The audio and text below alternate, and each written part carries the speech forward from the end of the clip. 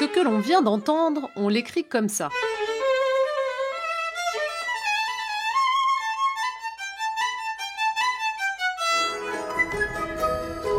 Mais comment faire avec ce que l'on voit ? Existe-t-il une méthode pour retranscrire des mouvements ? Comment écrire la danse ? Eh bien, c'est moins connu que les partitions de musique, mais la danse aussi a son système de notation, ou plus exactement, ses systèmes de notation. Résumé de l'histoire. Les Romains notaient déjà leurs pas de danse, mais tout est théorisé au Moyen-Âge, comme pour la musique d'ailleurs. À l'époque, on note ce qu'on appelle les basses danses, c'est-à-dire les notes de bal. Les pas sont alors simplement symbolisés par des lettres. Mais c'est en 1700, avec un maître de danse, Raoul Auger-Feuillet, qu'un vrai système de notation est théorisé. Voici le principe. Une feuille de papier représente la salle, où l'on danse vue d'en haut, et un chemin symbolise le trajet parcouru par chacun des danseurs. Ce chemin est ponctué de petites barres correspondant aux barres de mesure de la musique. S'ajoutent des figures de pas et de position. Et sur ces figures s'ajoutent encore des signes pour préciser les actions. Mais la danse évolue et rapidement ce système trouve ses limites. On ne sait écrire que les quelques figures de la danse de cour. Au XIXe siècle, d'autres systèmes d'écriture chorégraphique plus modernes sont tentés, mais rien ne fonctionne à 100%. Le mouvement s'écrit mal. Pourquoi ?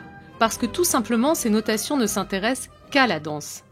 Pour avoir un véritable système de notation du mouvement, il faut attendre un homme, Rudolf Laban. Laban, c'est un danseur et chorégraphe hongrois du début du XXe siècle. À l'époque, il choisit de s'intéresser à tous les mouvements, la danse bien sûr, mais aussi ceux du quotidien ou ceux des travailleurs à l'œuvre. Sur la base de ces observations, il crée alors son propre système d'écriture, articulé autour de 4 questions fondamentales. Que se passe-t-il ? Quand ? Combien de temps ? Et enfin, quelle personne ou quelle partie du corps exécute ce mouvement ? À partir de là, le corps en mouvement se dessine et la notation se lit de bas en haut. Cette ligne au centre représente le buste. Les 2 lignes de part et d'autre symbolisent à gauche la jambe gauche, à droite la jambe droite. Puis encore plus loin, les mouvements du bras gauche et les mouvements du bras droit. Prenons un exemple. Voici Noëlle Simonet. Au Conservatoire national de Paris, c'est elle qui enseigne la notation Laban. Nous lui avons demandé d'annoter un mouvement très simple. 2 personnes qui marchent côte à côte. Donc en fait, on a 2 danseuses. Elles sont côte à côte. Donc on découpe comme ça le temps. Donc elles vont à chaque fois enchaîner un pas puis l'autre en commençant par le pied droit. Donc un pas en avant, un deuxième autre pas ici, voilà, et ainsi de suite, quoi. Voilà, donc ça c'est la marche.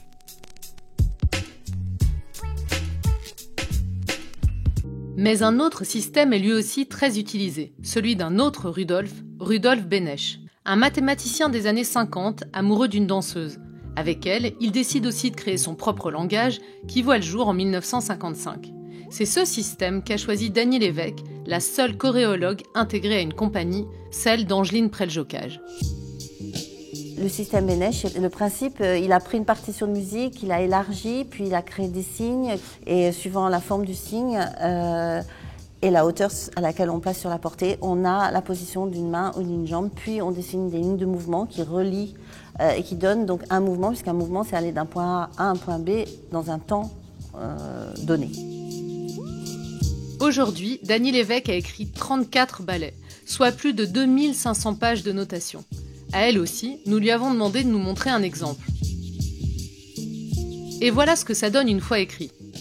Elle rentre, donc elle avance, elle fait un petit saut, elle lève la jambe, elle marche, 2e fois, 3e fois, et elle ferme de face. Voilà.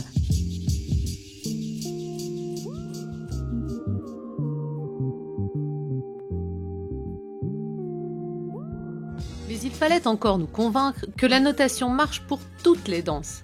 Du coup, Antoine, notre cadreur, a réalisé une figure de breakdance. Et Dany Lévesque a répondu au défi sans trop sourciller. Alors ça, je note à peu près comme ça. Et vous tournez sur la main gauche. Voilà. Et après, vous tombez.